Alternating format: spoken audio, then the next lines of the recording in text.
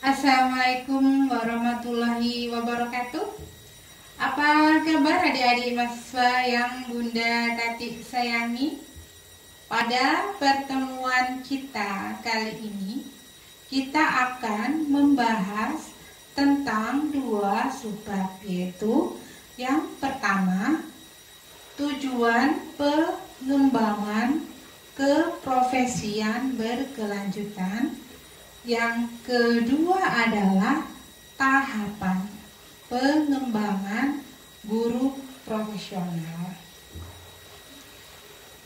Namun kali ini agar Anda tidak bosan,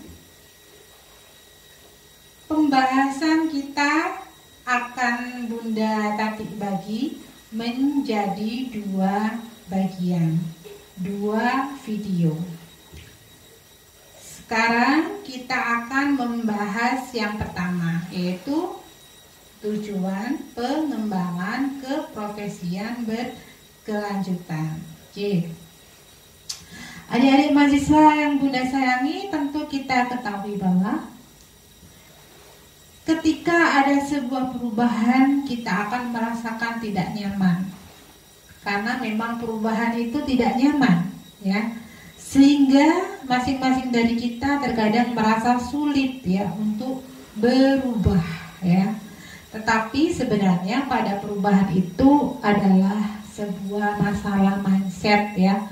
Mindset itu sebuah pola pikir yang kita miliki ya. Jadi ketika kita hanya merasakan biasa-biasa saja dalam hidup ini ya, tidak ada perubahan, nah, berarti kita itu biasa saja. Tidak ada peningkatan. Tetapi kita ketika merasa tidak nyaman, ketika kita merasa ditekan, ya misalnya seorang mahasiswa merasa ditekan oleh seorang dosen dengan tugas-tugas yang diberikan, maka Anda seperti pir ya, akan mempunyai daya lenting yang tinggi ya. Ketika Anda merasa tidak nyaman ya karena tugas-tugas tersebut banyak dan Anda harus mengerjakan, maka itu disitulah Anda akan merasakan sebuah peningkatan sumber daya manusia, yaitu Anda akan memiliki daya lenting yang bagus ya. Kemudian kita ketahui ya bahwa pendidikan ini bukan sekadar pengayaan intelektual, bukan hanya intelektualnya saja ya. Tapi dalam pendidikan kita bermaksud untuk menumbuhkan benih-benih ya adab manusia ya, untuk mengecambahkan kualitas luhur kemanusiaan. Maksudnya di sini adalah dalam pendidikan kita berusaha tidak hanya menghasilkan outcome atau lulusan-lulusan yang hanya smart intelektualnya saja ya. Tapi kita lebih mengedepankan bagaimana lulusan-lulusan dari peserta didik yang telah kita didik ini menjadi manusia yang beradab, memiliki etika, memiliki sopan santun. Karena pada zaman ini adab kesopan santunan ya itu mulai terkikis ya. Kalau zaman dulu seorang murid ketemu gurunya itu ya 90 derajat nunduk, seperti gaya di pesantren, salim ya, nun sewu, itulah adab yang perlu dikembangkan. Tapi sekarang bagaimana ya? Bagaimana kita melihat peserta didik saat ini ya? Kurang adanya etika dan adab kepada gurunya ya. Jadi kalau bertemu di jalan kadang pura-pura tidak tahu ya. Gurunya jalan kadang naik motor ya, naik motor keras tanpa menoleh. Nah seperti itu sekarang ya.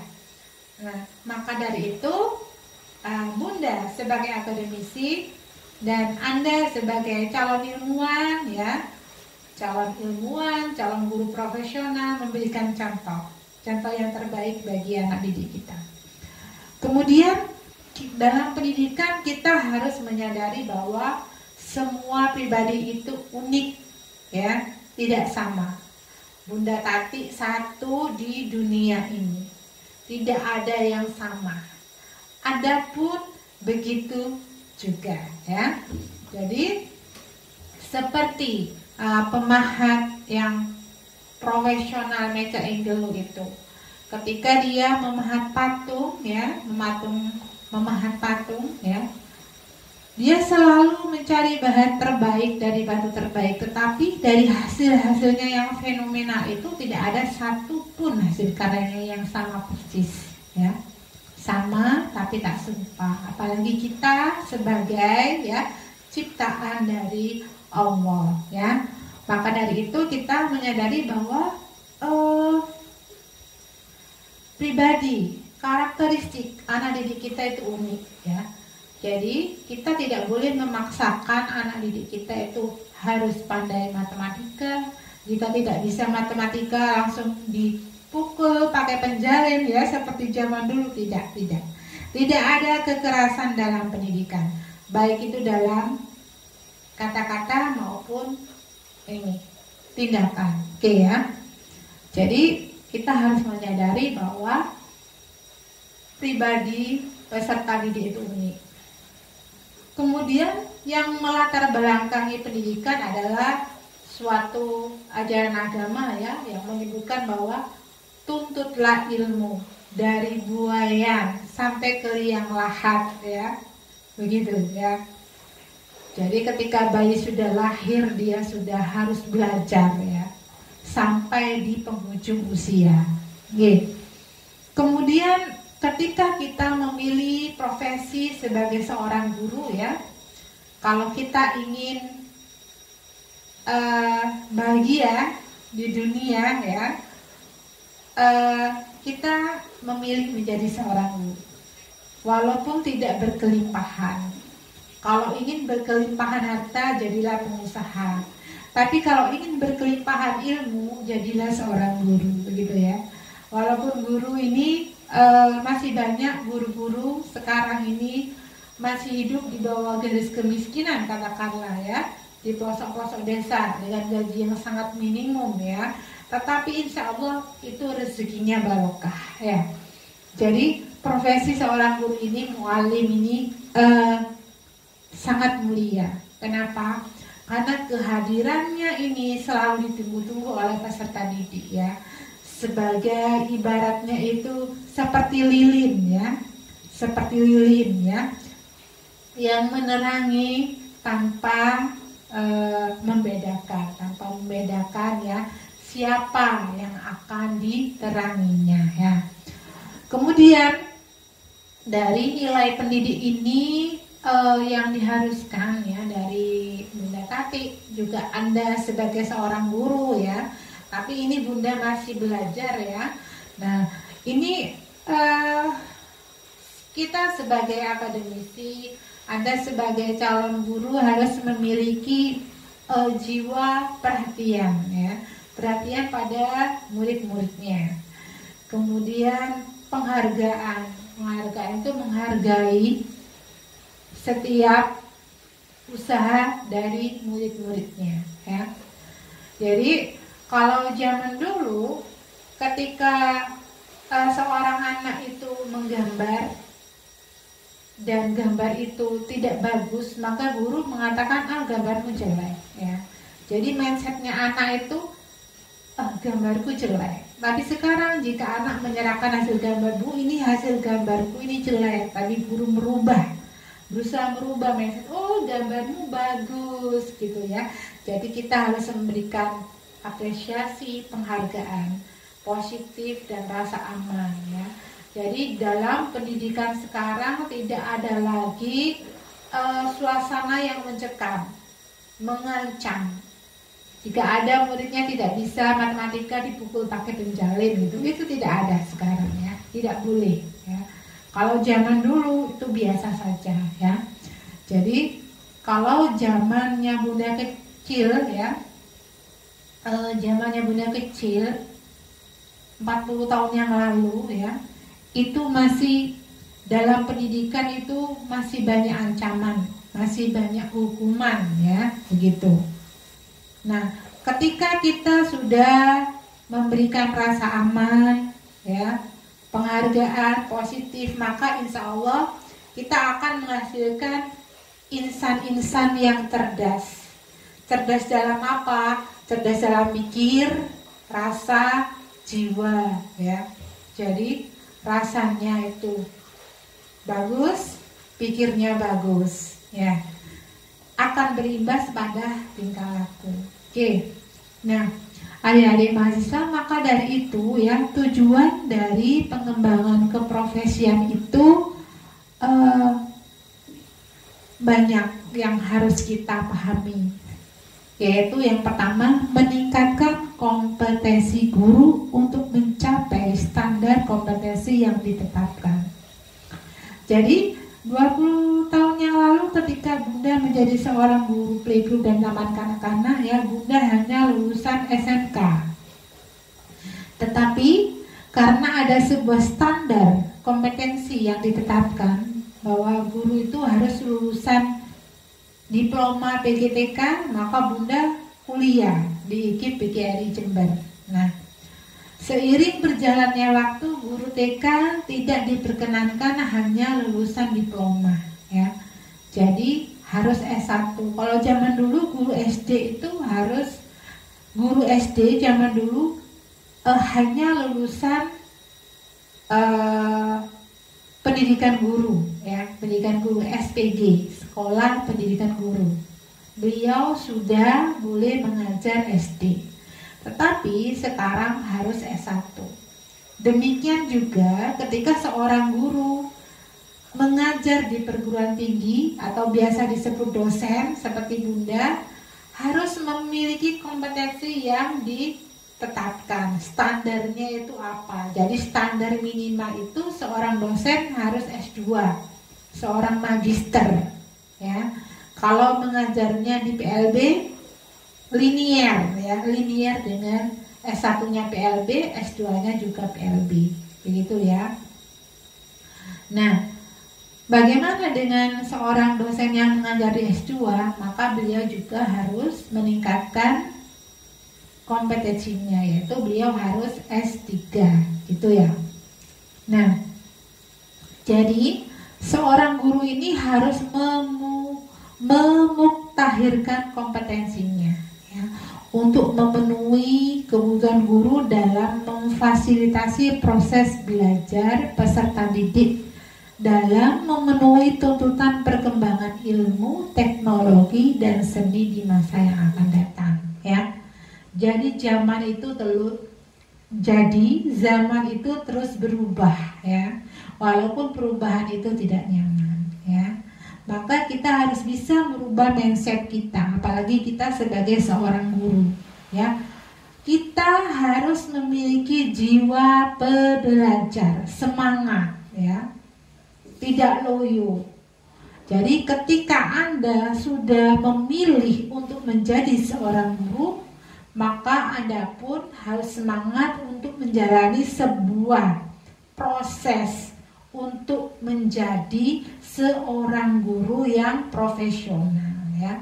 Maka dari itu, ya, mulai dari semester awal ini Anda harus semangat, ya, melaksanakan semua tugas dari para dosen.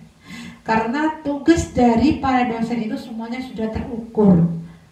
Bisa, Anda pasti bisa jika Anda mau dan mau berusaha, ya. Semangat, ya.